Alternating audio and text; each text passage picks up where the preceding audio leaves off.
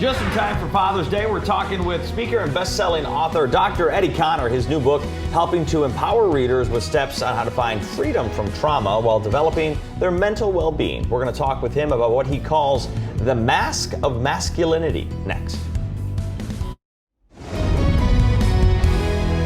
Just in time for Father's Day, we're getting a chance this morning to talk with best-selling author Dr. Eddie Connor. His 14th book is called The Mask of Masculinity, a thought-provoking and truth guide for men. Dr. Connor is joining us live now. Good morning to you, sir. Let's start with the title of the book. What do you mean when you say The Mask of Masculinity? Yes, good morning to you. You know, I think when you talk about the mask of masculinity, the prefix of the word masculinity is pronounced mask.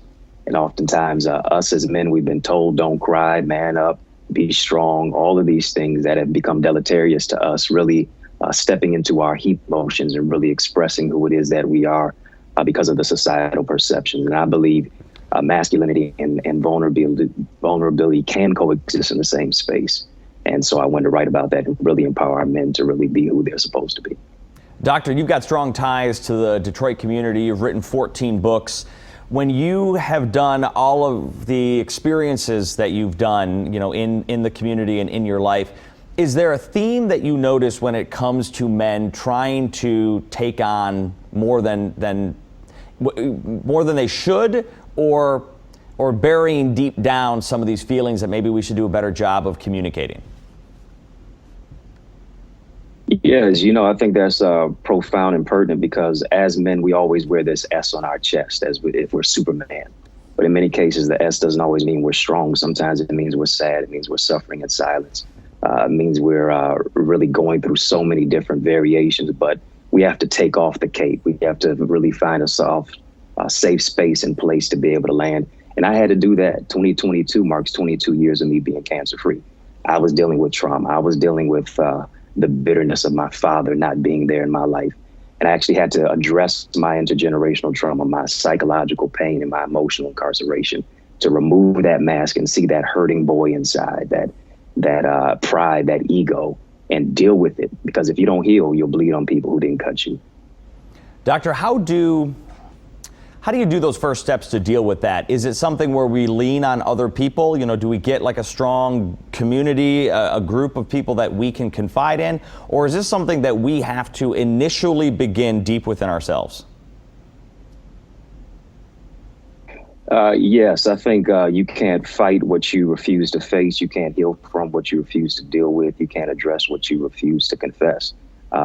June is Men's Health Awareness Month. You can't spell mental health without men heal. You can't spell mentor without men.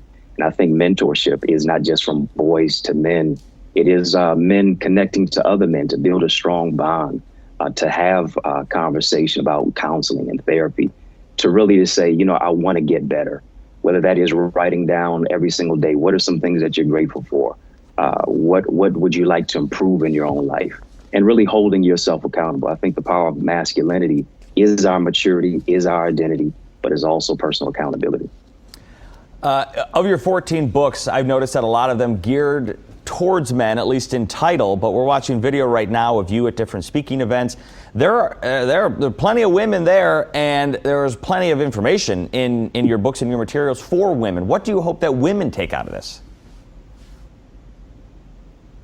You know, I think us as men working in tandem with women is so pertinent and profound, because in the book I wanted to write how women can really create a safe space and place for men to be vulnerable, how men can be able to open up, and how to go about doing that in a proactive way, and then also how to understand a man's mind. Why have we been socialized to be so safe? And then how you can assist in our healing and our transparency as well as our truth. Because we're all in this together, and if we want to grow, we need other people to help us do that, right? And we need to be surrounded by people that will aid us along that journey.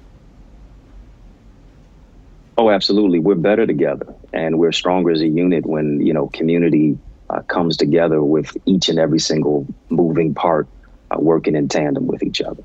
Fantastic stuff. Thank you, author Dr. Eddie Connor, joining us live this morning. We are going to be right back.